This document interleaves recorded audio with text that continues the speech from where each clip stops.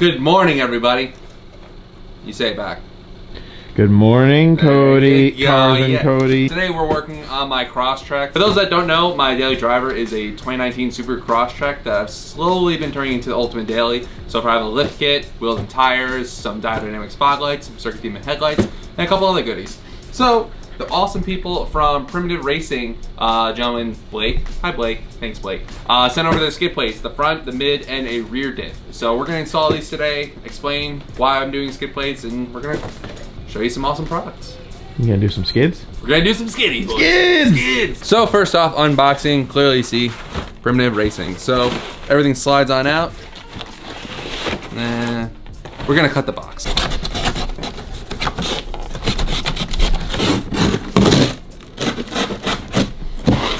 All right. Oh. So as you can see, go to www.getprimitive.com if you want some. So we're gonna continue.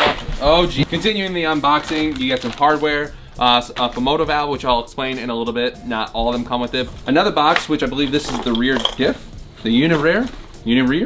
This is the rear skid plate, which is awesome. This is the main front skid plate, also awesome. A sun shield, which is awesome. Keeps your interior nice and cool. Some instructions, which after this video, you're not gonna need them. Do not cut with knife, that's because there was a hoodie in here. And then this, Jesus Christ. This is the mid skid plate. So this is your front, this is the tranny mid plate, and then this is a rear diff cover. You can purchase all three of these separately or as an entire kit. I opted for the full protection. I don't go off-roading too often, but when I do, I enjoy knowing that I have the full protection because the front skid plate is just a plastic air dam right now. So we're gonna replace that with a very thick aluminum. I believe it's 3/16 thick aluminum, which the other ones on the market are 1/8 inch, which is very thin. It's very, very thin, especially for a skid plate. The 3/16 is that perfect in between thickness and thinness. Yeah, we'll go with that one. So is it like thick with 2 or 3 C's? 3 C's. We're gonna install all this stuff. It replaces all your factory under trays and wannabe protection. So let's get to it. Nice guy. Ooh, some more stickers. Must have saw my last name was Greenstone, so I figured green stick anyway. For those that don't know what a Femoto valve is, they've been around for a very long time. It's basically a drain valve for your oil pan. So there's a little metal tab here. I'll show you when we install it. So that way you don't have to undo your drain bolt. I was always hesitant to replace mine on my Forester or even the Crosstrek because my fear is if a rock came up and hit that. However, with a skid plate, it's next to impossible. And the benefits of this skid plate, they offer these with the hole cut out. So now oil changes with the oil filter on top, you'll be done in about 10 minutes. So you can reach under there, hit the valve, drain through the tube, into your pan, pull your filter, and you're done. When you order your skid plate, you have to specify that you want the oil drain hole. Otherwise, you have to pull the pan down every time, which is totally fine. So yeah. Oh my God. This is obviously the front skid plate. You can see there's some cooling louvers, as well as I think drain valve, like drain louvers, I guess. So that way if you go through a water crossing, it drains out. Anyway, and then you obviously see the hole. You mean puddle when you say water crossing. Shut up, Chris. Because you just go through puddles with it. Hello. So now we're gonna pull my Crosstrek in. We're gonna jack up the front, put it up on jack stands, nice and safe. We're gonna start by removing the front tray. It's a whole bunch of little clippies, the middle tray from the transmission, and then we're gonna jack up the rear and go, I don't think there's any protection on the rear. So we're just gonna install something on the rear. But first we're gonna start with removing all the factory stuff. Always protect your rear. Yes.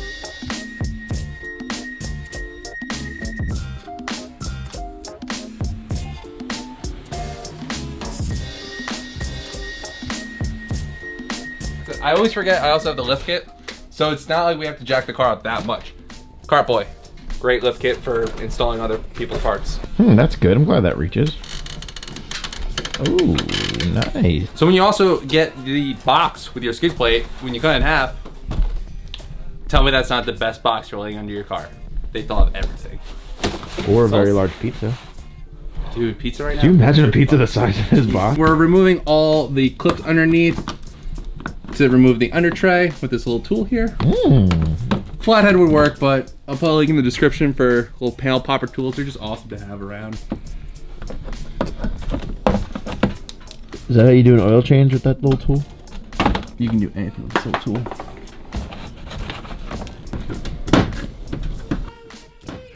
I think they're 12s. A couple bolts.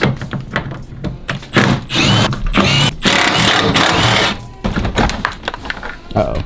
Coming down. Coming down. Balls in, coming down. Oh, one more. Yep, you forgot one. Oh, God dang it. Why'd you leave them? I'm sorry. And she's down. Toledo. You know there's a car underneath that piece of plastic? Wow. Surprise, there's more plastic at the Subaru. So then we can just set this to the side. And now we're gonna need a 14 mil socket and an impact gun. You might need a breaker bar. These bolts are pretty tight. These are on the transmission pan, transmission protection plate. Grab a 14 mil. We're going after these bolts back here, and these are going to be reused.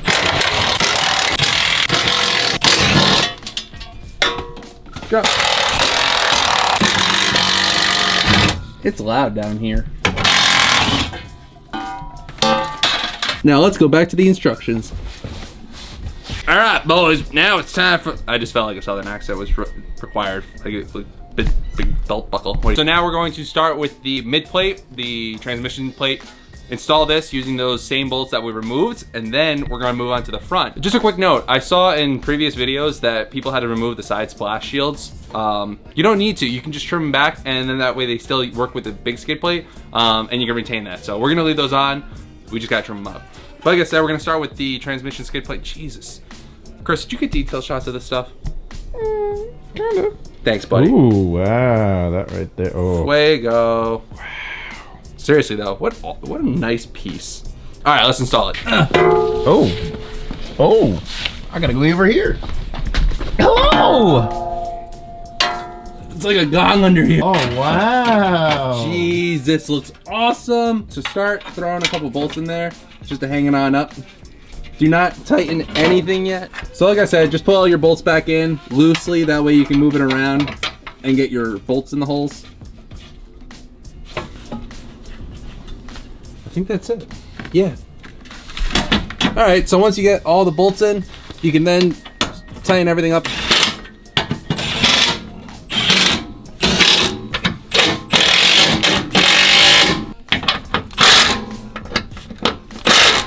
And you're done. At the end of this, you'll have 2 bolts left over. They were utilizing the stock skid plates, so you don't need those anymore.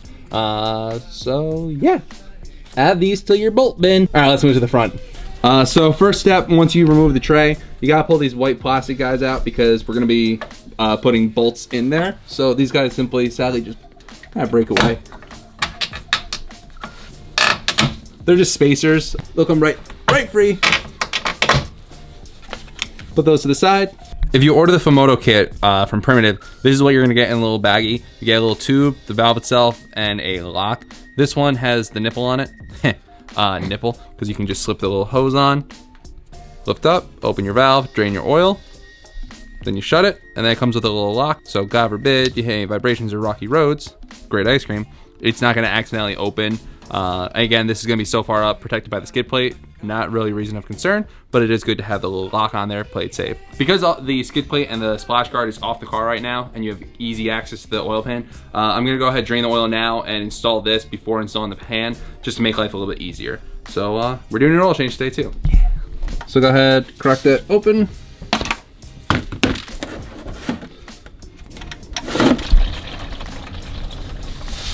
Can we just talk about how awesome the shipping box from Primitive Racing is alone? A good practice to get in, by the way, whenever you drain your engine oil, pull up the dipstick, throw the oil cap on the hood latch, because when you go to shut the hood, it's a little reminder, because the hood won't shut, and then you're gonna shut it, it's gonna get stuck, and be like, what the hell is that? Oh! It's just a little safety reminder. I got in the habit of it. They taught me that at school. Nothing is worse than going to start the car, hear a quick clank, clank, clank, and it's already gone. So throw the oil cap right there. It's a little safety reminder. We're gonna take your valve with the blue ring on it, and then make sure your valve is shut. That way when you're installing it, it doesn't pour out all over you. And you're gonna need a 19 mil wrench. Do not tighten from the hex. You're gonna tighten from the body of it itself. Got it? Aye, aye, Captain. All right. It's a little drippling. That's all right. Go ahead, throw that on in there. You don't need to kill this, obviously. Just make it nice and snite. Snite. Make it nice and snite. And then to open it, you simply push up on the valve. And there you go. God, that's awesome. Talk about ease of convenience. And then it's shut. The awesome part when you order from Primitive, They include 2 clips and 2 tubes. So hold on to the tubes, throw them in your toolbox. This is a torque wrench. If you guys don't have a torque wrench by now, pick one up. You can go to Harbor Freight, get a cheap and inexpensive one. It's better than nothing. All my stuff is Snap-on because I used to do this in the trade. So I always had Snap-on trucks. So don't feel like you need the most expensive tools, but something's better than nothing sometimes. Everything that we're about to install needs to be torqued. These front bolts here are gonna go into the radiator support where we remove those white caps. These go in and have to get torqued to 18 foot-pounds. If you don't have a deep enough socket, you can get a crow's foot and torque it that way. I'll show you. So these get torqued to 18 foot-pounds. The back bolts, same thing. So let's go ahead and install some bolts and then we can install the skid plate. Should go in by hand. You shouldn't need to send an impact on these or anything like that. If you do, you have an issue, unless your car's older. So we're gonna go ahead, torque these to 18 foot-pounds. 17, 18. And that's all it is. I have one of those, but the battery's died because I don't do this every day. I could do it. Exactly. So because you're going into the radiator support, you don't need to kill these. It's just captain nut on the other side. Don't feel like you need to He-Man this. If you take a long ratchet, choke up on the ratchet and just snug it up. That's all you need. Don't kill them. So now we can go grab the skid plate because this hardware will be going into the back. The 4 holes that we're going after are these guys here. These I believe are either for accessories or for just drainage. So let's go ahead and install it. We might need to trim the side plate, the side splash guards, but we'll find out when we get down there. Chris, let's get down there. Oh, okay.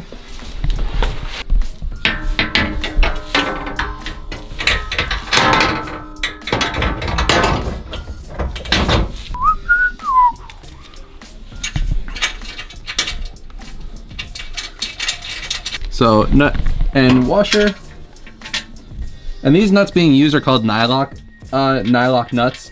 They have a ring of nylon on the outer edge of them, and that's what is used to lock them into place. So that's why you don't really need to over tighten and kill them.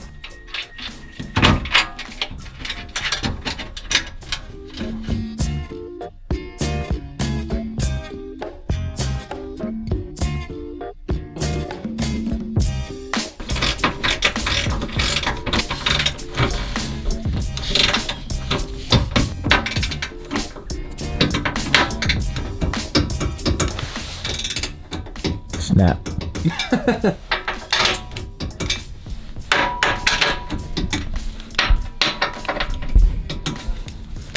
And you're done. How do you do a skid? Skiddy billies. So I'm just gonna take the snaps that came up. I took the one broken one. I'm gonna take all the snaps that came from the factory tray and just put them back in these holes just to hold everything together. I don't think you need to, but better safe than sorry.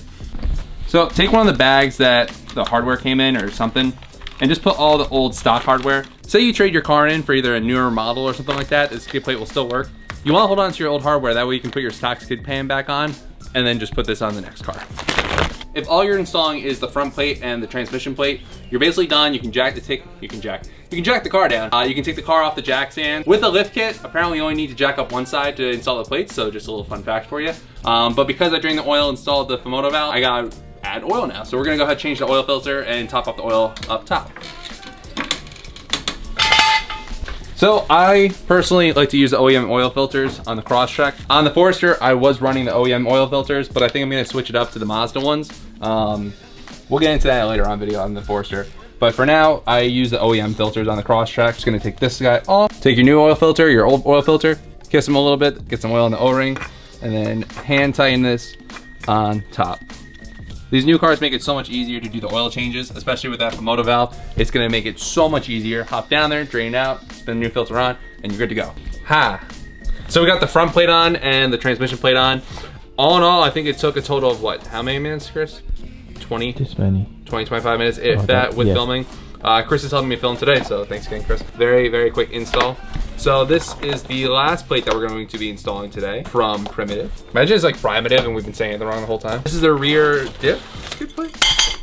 That's the hardware. Wow, that's actually really, really nice. One thing as a welder that I can appreciate is good quality welds. Those are very beautiful welds. Wow. Jeez, dude, if you break that, you're doing something very wrong. You got some hardware in here, and they call this the Uni Plus 1 bolt. So we don't need these. So we're gonna go ahead and install this. What are you reading over there? Nothing. So without instructions, very easy to install. So we're gonna go ahead and install this without instructions. Okay, cool. Let's do that. I'd stop the recording. Remove the 14 mil and hold that a second. Chris, stop! It's not. You think they're gonna believe us?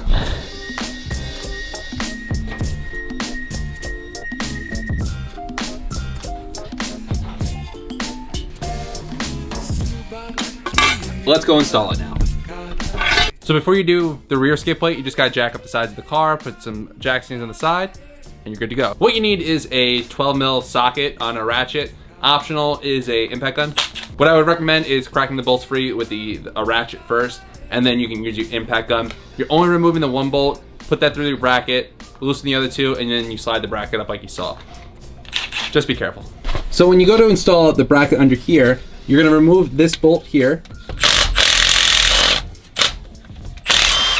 Remove that all the way out, install it through this bracket here, and with these two bolts loose now, you should be able to swing it right into place.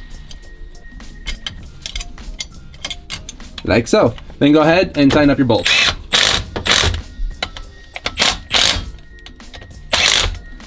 I'm just snugging them up because we do need to torque these to 11 foot-pounds, I believe it is. Remove these 217 nuts off this little brace here. So next you can go ahead and slip on the front of this. I'm just doing these by hand now. You don't need to kill these yet because we still need to install the rear hardware. Using the 3 countersunk bolts that they supply, go ahead and install them into this bracket. So now that you tighten the back, these two front are getting torqued to 50 foot-pounds.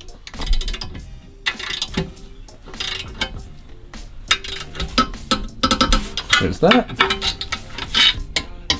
50, 50, and then we also already torqued the back bolts, so now we can go ahead and take it off the jack stands.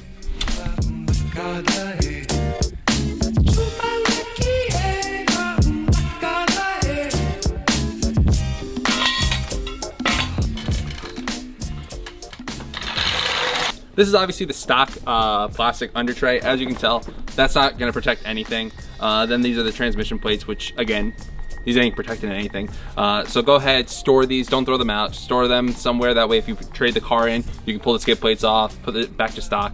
Get in the habit of keeping your stock parked. But incredible fabrication, great quality on everything. Everything installed very, very easily. I think in total, an hour, and you can have all 3 plates on.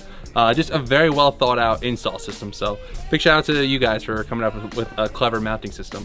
If you guys want to get the same kit that I have, the link's going to be in the description to bring you to Primitive Racing, as well as other manufacturers and cars that they make these for. They don't only make them for Subarus, and don't feel like you only can buy these if you're going to go off-road or have an off-road or overland vehicle. I plan on putting one on my Forester because I currently don't have anything protecting the undercarriage because of my headers, and a lot of race cars actually use these as well, so if they go over a rumble strip or spin out, they're not smashing up their oil pans and headers. So make sure you guys keep an eye on the channel because I might be installing one on the Forester later on.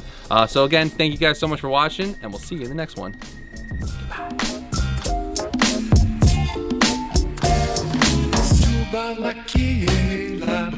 Goodbye.